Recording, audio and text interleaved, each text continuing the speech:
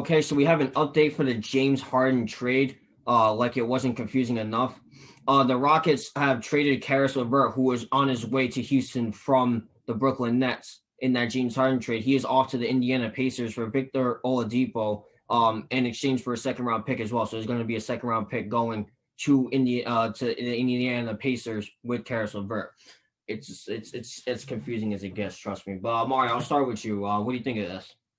Hey, I mean, first of all, Victor Oladipo is a very good player. Hmm. You know what I'm saying? I mean, I would say congratulations, but like this trade was very unexpected and it was part of like another trade. So we don't know if he wanted to go to that place or not. What I will say is this though.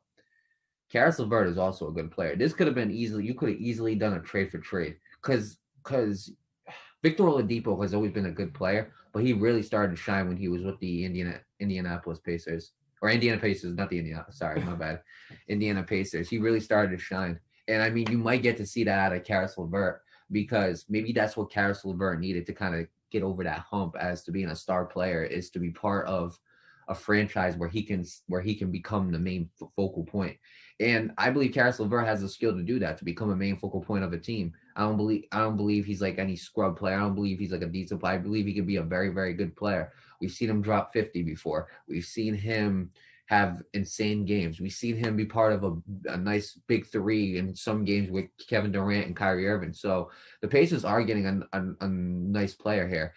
As for Victor Oladipo's going in a good spot too. He's going to Houston with John Wall and DeMarcus Cousins. I mean, really, when you look at it, that could be the next, like, that could be John Wall's new Bradley Beal if you really look at his new partner in crime. Right. So, I mean, both of them are going to good places, and the Pacers get a second round pick. I mean, I think both teams did fine here. I really do. Obviously, we already talked about the James Harden trade, and it was updated. Originally, it was a 3-team trade, and then the Pacers ended up adding to that 14 trade. So, with that being said, that's the reason why we announced a 3-team trade. But I mean, as for Caris LeVert, I mean, this is his chance to become a very, very big star. Obviously, Victor Oladipo has already shown his potential, and I hope, and he's been plagued with injuries, but I hope that Victor Oladipo can overcome that and become the Victor Oladipo from the Pacers that we know him to be.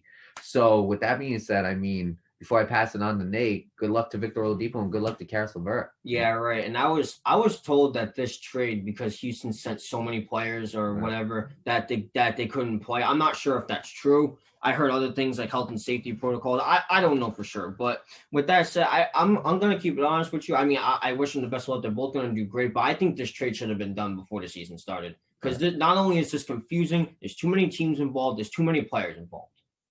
This Right. is something like if what I was told was true, that Houston gave up some players and didn't have enough for the game. I really think this is something they should. I'm not saying that it's true because I don't know that for sure. You guys can correct me in the comments if you find out why exactly that game was canceled.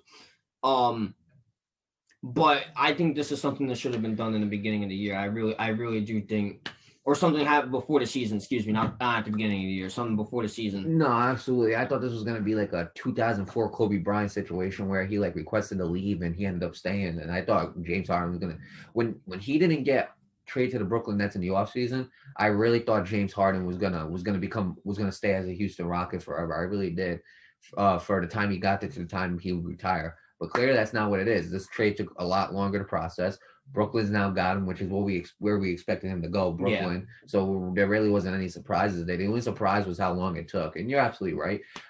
As for the thing you said again, we don't know if that's true, so like yeah. I'm not really gonna focus on I'm not that. gonna But either. what I will focus on is a lot of teams can build off of this. Absolutely. A lot of teams can build off of this. I mean, we talked about the other day. Cavs get Jarrett Allen, who's a very good center. Caris LeVert goes to Indiana. That's a great. He can finally get his chance to break out and become a star. Victor Oladipo goes to Houston. He's got a great All Star point guard in John Wall.